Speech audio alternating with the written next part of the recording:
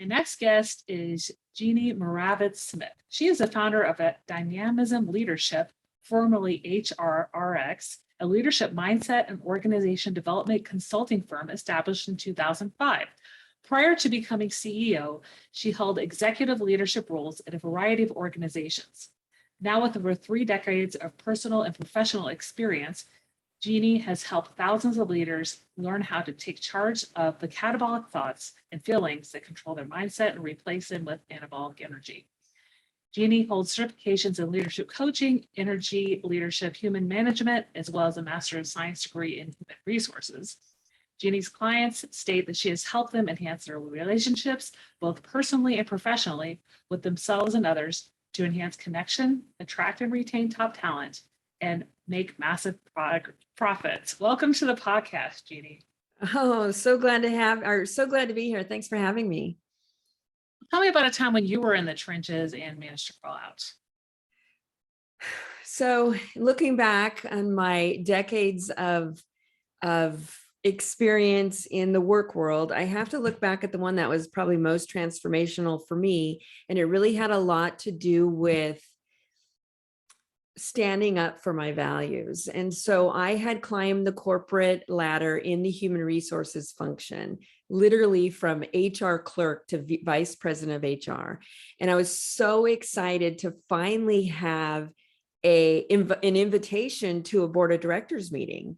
And so the night before, I was very excited, got my best suit out. I had all plans for how I was going to approach this meeting. So the next evening, I walk into the room, and the very first thing that one of the most senior board members says to me is that he wanted a cup of coffee. And I had seconds to make a decision. I was completely floored by his request and taken back. And knowing what my values were and what I was willing to risk, within seconds, I made the decision. And yes, I was probably risking getting fired, but standing up for my beliefs and my values were more important. So I made the decision. I grabbed his hand. I proceeded to pull him towards the door, skipping him out the room like a second grade schoolgirl. And all along, I'm starting to get nervous. I was worried that my palm was sweating. I'm like, please don't let him notice my palm sweating, but I have to do this. I know I have to do this, not just for me, but I have to do this for all the women, all the underdogs in the world who are being misrepresented in the work world and not being seen as true professionals. So I proceeded to take him out with a little, I call it a coffee cart, but it was really like a little cafe or section of the executive suite. And I proceeded to walk him step by step through the process of making his own coffee. And all along, I'm like, oh, please don't let him see me sweat. Please don't let me see him sweat. And I could see his body language going from frustration to utter belief to almost amazement that I stood up for myself and stood up to him. I don't think anyone who looks like this as a female has ever tried something like that with him before. And again, I'm thinking, okay, well, this is it. I'm gonna get fired. What's my plan B? And my plan B was like, if I'm gonna be a barista for someone, it's going to be my choice, and I'm going to go do that. And there's nothing wrong with baristas. I'm actually thinking that could be something I could do soon in my life. But I said, I walked him step by step, and I said, now you do not have to ask someone like me to do something like this again. And he just laughed and smiled. And from that point forward, he would invite me to sit next to him. He would stop and say, wait a minute, John or Jim or Jerry. I think Jeannie just said that, because prior in meetings, I would say things as a female and I would have silence. And then Joe would say it and they'd go, great idea, Joe. And I had a hard time saying, hey, that was my idea, right? So after I just totally jumped off the cliff and tested it with the most senior board of director meeting, and I didn't get fired. As a matter of fact, I gained his respect. And that's really all I wanted. I wanted my value of respect to be supported and not compromised. And in that moment, I decided to respond in a way that was going to serve me and not react, or not just go, okay, and make coffee. Like my days of doing that were long gone. So that's a pretty, I mentioned I climbed the corporate ladder and I did everything I had to do from clerk to VP. And then I was definitely not going to go out like that. And so at least I took a risk. I braved up. I pulled all the self-esteem and self-confidence that I had, and I went for it. And it didn't backfire on me. Yeah, and I applaud you for doing that, because I know there's a lot of women that'll probably just get that cup of coffee and resent it, right? But like walking him through the process took a lot of guts. And I'll tell you, it did take guts. It was scary. And I think it was everything I ever learned. Everything I ever learned was about to be showcased right then and there. And I couldn't let that down. Like I had to go for it. And I remember the CEO that night going, I don't know what you did, but he loves you now, and he was one that either loved or hated people. I'm like, I'll tell you what I did. I taught him how to make coffee. And so I encourage anyone who's listening, it may be scary. And I was scared. And I've been one of those like brave girls to jump in the front of the line for things, but it was scary. And I did it anyway. And I didn't die and I didn't get fired. And even if I did, even if they asked me to leave, the truth of it is I didn't want to be in that environment. I need to be where I can be me and show up as me and be respected for all of the experience I've had and everything that I bring to the table. I didn't need to be compromised just because I'm a female and making coffee for someone. Yeah, true. And talk to me a little bit about women who are in leadership positions. They often have that imposter syndrome. So how can we flip the switch on thoughts and feelings controlling one's mind in that imposter syndrome? So I always, that saying, it's Winnie the Pooh, we're braver than we think we are. We're smarter than, and I don't know the exact words at this moment, but we have everything we need to know. And what's keeping us back are the gremlins, those thoughts and feelings in our head that are like, oh, you're not good enough, or you're not ready for that, or what happens is we often compare ourselves to other people. And then we say, oh, I don't have as many followers, or I'm not as pretty, or I didn't go to that college or that university or what have you. It doesn't matter. If you show up as you and your authentic self, you're going to shine where you should be shining. And back to my story, like if I were to be let go from that, I was in the wrong environment anyway. That was never going to work for me. I was going to have, like you mentioned, like tension and frustration because I went and did that for him. I made him coffee, and he would always then treat me as a servant of his and not an equal. And so really when you can, let's go back to the values. When you understand what your core values are, and it's very clear to me that my core value, my most important one, is respect. And that means different things to different people. But when you understand what your core values are, you can quickly determine when they're being compromised. And when they are, because you have knowledge of it, you will respond the way that's going to best serve you versus react. And so I have had experiences where in my life, my 20s and 30s, where I would react to something. And the reality is you can't get it back. You can't get back how you left somebody to feel.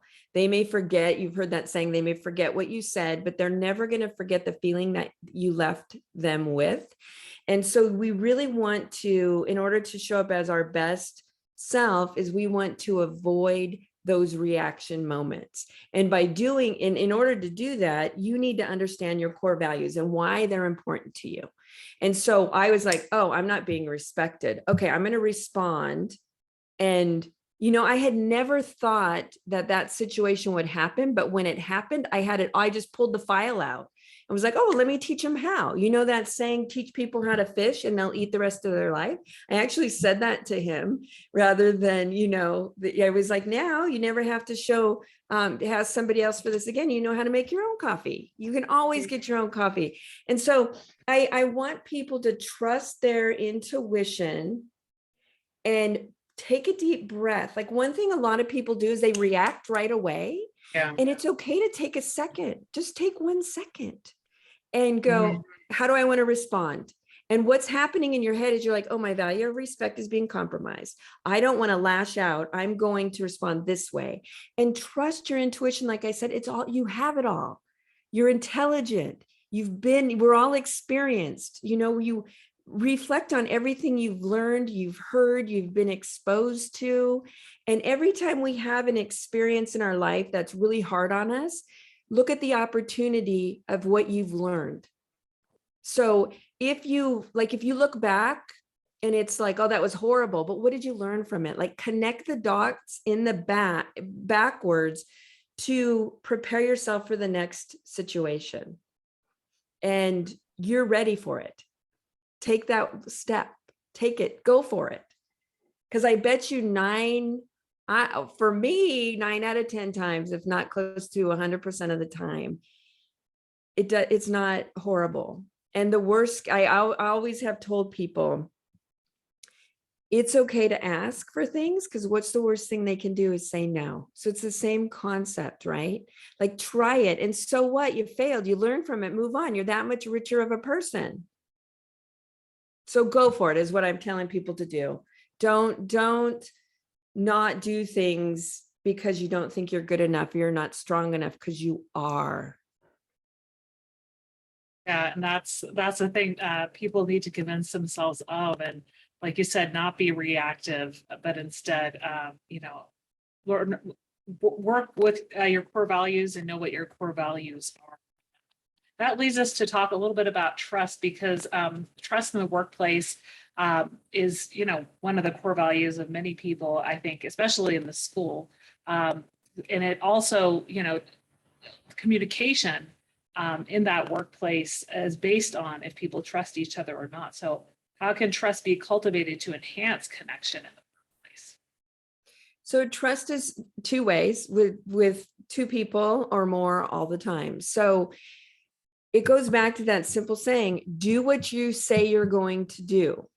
And early on in my career, I learned if somebody asks you to do something, be okay saying, can I ask some, or be okay asking questions, clarifying exactly what it is that their expectations are, and then ask them, is it okay if I meet with you in 3 days? And drive that yourself. Don't just because it's your manager, wait for them to say, okay, we're going to meet in 3 days. We're going to meet in 30 days.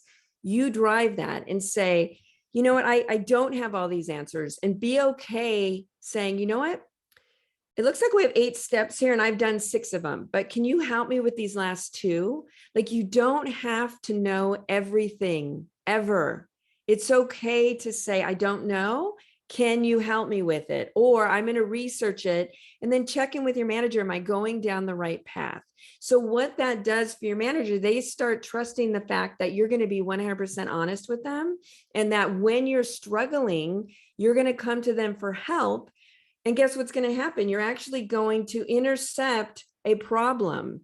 And the manager as a coach is going to come in and help you. And that's going to be more efficient and save time.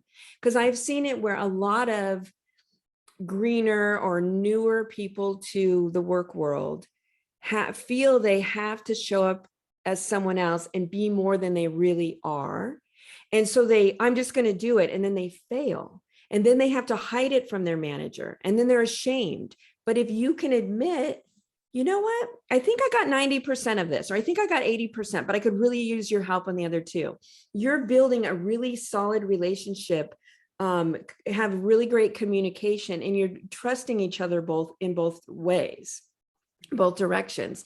And so as a manager and a leader, you should also ask your staff really good, empowering questions. Mm-hmm. So be that coach. pull out the information from them and trust the fact that they are adults and they know what they're doing. They know what they're doing. So ask them how, when I used to manage a staff, I would say, I've done it this way, and this project can be challenging, and this is how I see it. But what do you think? How would you do it differently? And especially with the different generations, ask them what their opinion is or how they go about doing it. You might be pleasantly surprised that their way is even better. So as senior leaders, I can speak that way for myself now. I think it's important to be open to other people's opinions and ideas and listen. And I've always said this, we have 2 ears and 1 mouth for a reason. Yeah. Listen twice as much as you talk, especially and ask open-ended questions. So Jimmy, today we have this project and I'm assigning it to you because I really trust the fact that you can get this done. I've seen you with this other project and blah, blah, blah, blah. How are you going to do this? And when are you going to come to me when you're challenged?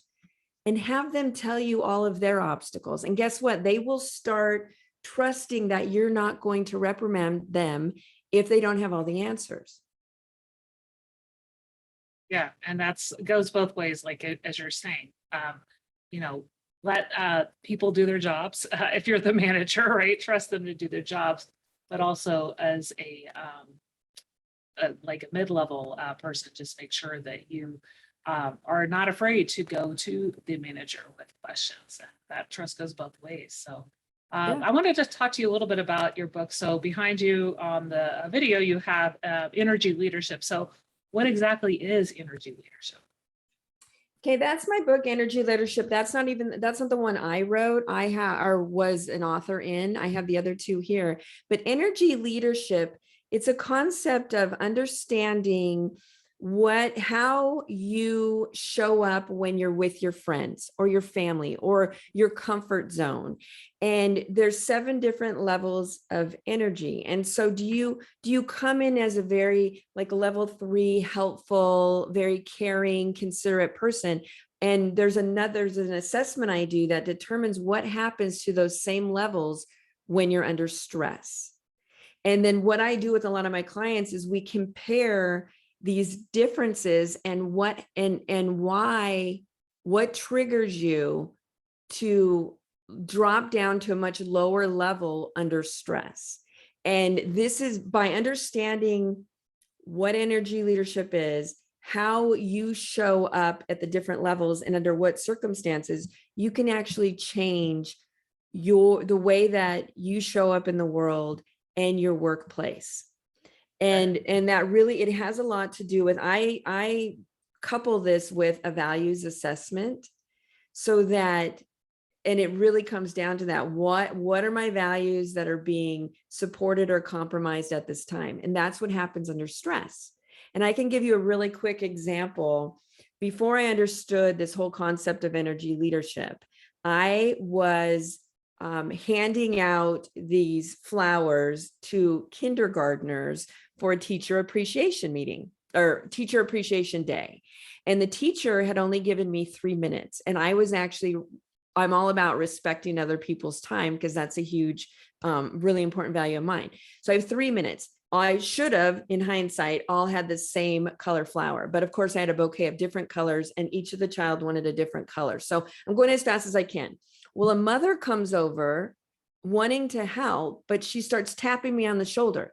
How come I don't know about this? When did I said, well, the email went out. Well, what email address did you send it to? And I just start to I think fumes are coming out of my ears because I only have 3 minutes. I want to respect the teacher.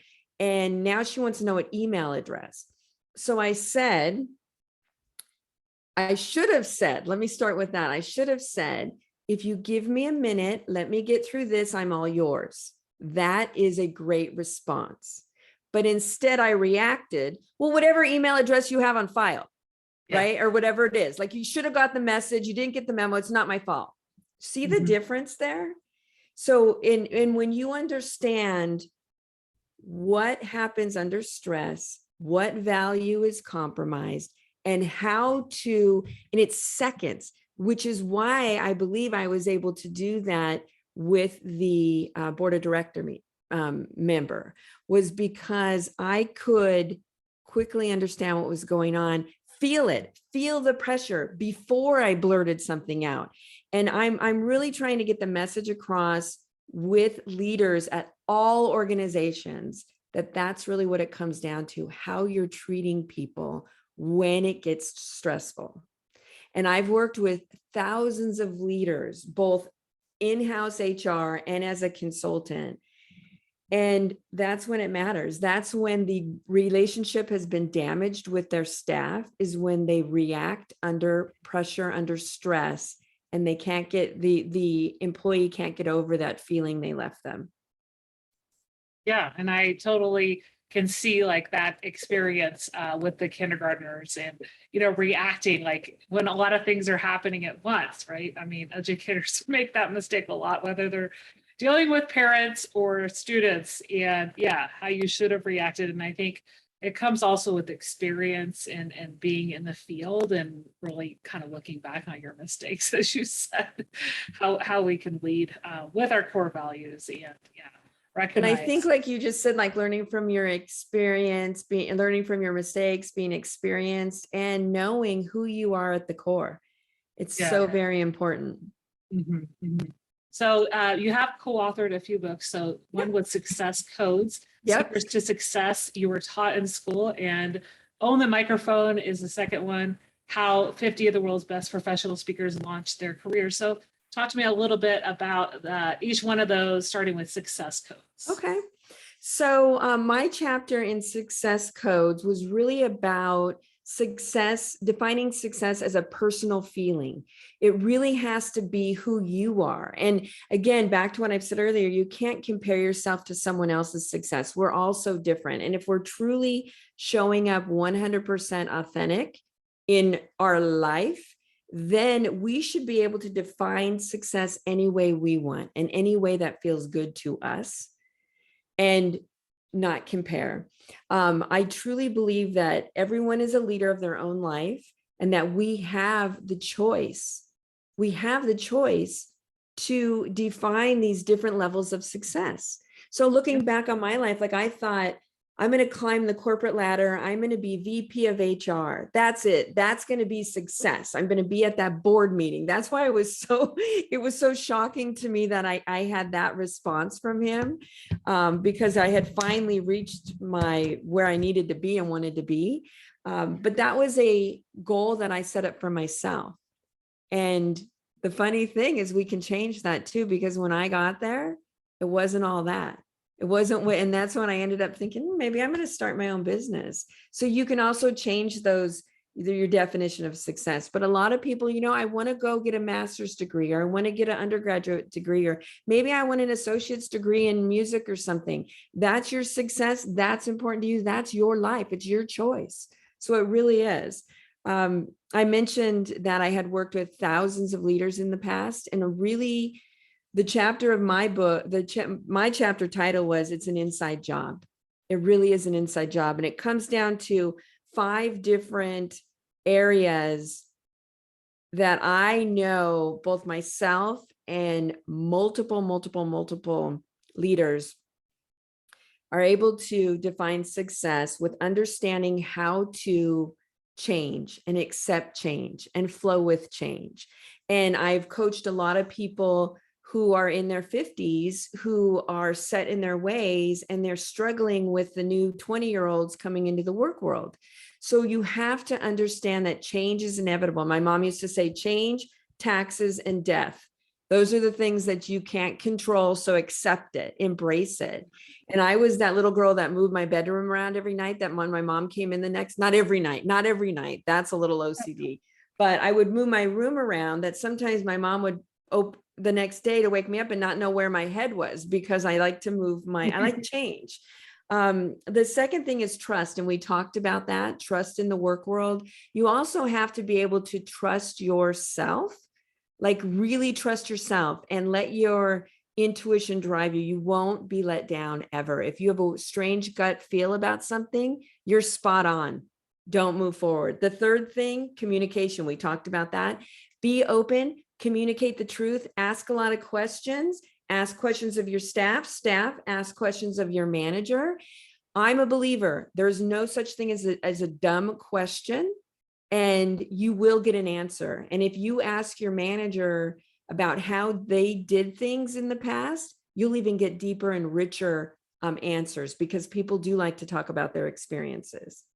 The fourth thing is be resilient, especially during the world and the changes that are happening. You just have to keep being able to change and go with the flow, and just pick yourself up the next day and brush yourself off and realize how strong you truly are.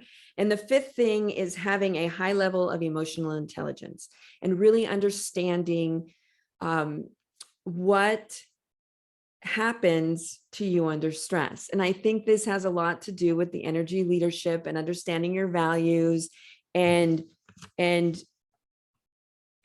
being strong in tough times, but also being vulnerable enough to say, you know what, this is hard, this is tough, I need help, because you don't have to go at life or work alone. So I think that that's very important. So those were my 5 elements of success codes. That was really the trusting your gut and it being an inside job on those 5 different characteristics of a successful leader. Mm-hmm. And then Own Your Microphone is about, my chapter is actually on, it's called Jump In with Both Feet. And Okay. the whole premise here is being your authentic self. And as I've mentioned already, is not comparing yourself to other people or other people's, success reels on Instagram or social media. But really, if you're going to compare yourself to who you were yesterday. That's it. And what little baby steps did you do since yesterday to make yourself just a little bit better? Whatever it is you want to change, you can change. If you want to change your job, if you want to be promoted, if you want to learn how to better communicate, if you want to, whatever it is, you want to move, whatever you want to do, you want to start your own business, you can do it. Break down those large, lofty goals to digestible chunks, and just every day compare yourself to where you were yesterday, and you'll be pleasantly surprised how far you've come. Yeah, and that's so important to remember, like for people who are, wanting success in life and also learning to be able to speak professionally, whether it's, in a board meeting or in front of a large group. Trusting yourself goes a long way. So let's talk about your services. You have a lot listed on your website that I'll link in the show notes, but you do a lot of HR consulting. So talk to me about some of the things that you offer for those who would be interested. Okay. Yeah. I have a staff of 9 contractors that are available at any time, given the corporate clients' needs. And so we have human resource consulting. So that could be anything from hiring, there could be an investigation. With my 30 years in human resources, we have the experience, me and some of my staff, not all of them are trained on everything, but we do have the experience to come in and be your outsourced HR function. And I say that, not that that's what we want to do, but we have the full gamut, anything to do human-centric related employee matters, we can handle that. And California is where I'm located. We've been the strictest state in the nation as far as employment law. And so we can handle a lot of those type of situations that sometimes are sticky for managers. We also have leadership coaching. So I've worked with a lot of CEOs and executive teams to help them show up differently in the work world and bring in much more profit. So that could be anywhere from helping their staff, helping them better manage their staff, learn how to coach. We also do training sessions. So anything from like direct communication, there could be stress management, we have a whole library full of different in-person or online courses, and it could be anywhere from a 45-minute to a full day or 3-day session, depending on what the company's needs are. So we really co-create that with them. And then the last thing is myself and a few of my 9 members are speakers. So we can come into a corporate event and do an inspirational speaking engagement. We can help the CEO with that too. We could team up with them, and depending on what the needs are of the organization. And we also do a lot of one-on-one work or team coaching and training and development. Okay. So would that be beneficial for schools or for districts who are interested in just HR management, even if you're looking down at the school level, and just, for new principals or administrative teams who are looking to know more about hiring and, firing decisions? Yes, and also anytime if a lot of the schools are bringing in mindset, emotional intelligence, trust, anything. If they wanted to do a workshop with their staff or team, but absolutely, absolutely. Okay. Well, as we wrap things up, I wanted to ask you, what's the most important piece of advice you'd give to listeners of the podcast? My most important piece of advice is to be you. And in order to be you, I think you really need to understand who you are at the core. And if that means working with a certified coach to really bring those things out, because they know how to ask the right questions for you, to really thought-provoking questions that will bring out what's important to you, what you value, who you are at the core. And then, and also the values assessment, maybe an energy leadership assessment, so you understand who you are and how you want to show up, and when your values are being compromised or supported. And so I really think that's important to, sorry, I just got distracted by that. I really think that is important to know that, understand that, and so that you can show up who you are. And then what happens is you end up being way more present in the moment. You have so much more joy in your life, and you can experience this one life that we have so much more richer and deeper, and really enjoy it. And I think that what makes all the difference is, so be you, understand what has to change, and be brave enough to take those first steps in making those changes so you can live the life that you're supposed to be. And I've met people in their 80s who I wish I would have done this and that. Yeah. So do it while you can now. And we all know that so much more after 2020 and the last couple of years. Like, life is valuable and it's short. So if you're not enjoying today, quite honestly, that's your choice. Because you can make the changes to enjoy it. Anything is possible. Yeah, I totally agree. Yeah, you're in charge of your life. Well, out of everything we talked about on the podcast, in terms of your chapters in those books, energy leadership, your trench story, and trust cultivation in terms of connection in the workplace, what's one thing you'd like listeners to remember?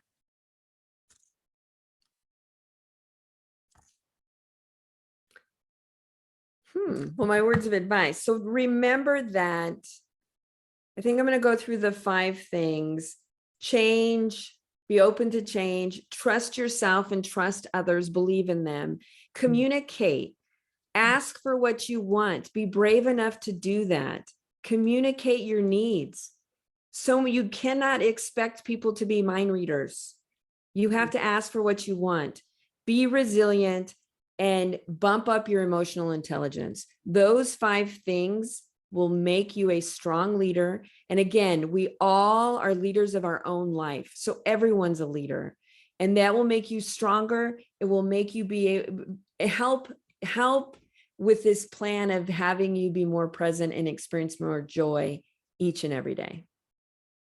That's so great advice. Where can people connect with you and find you online?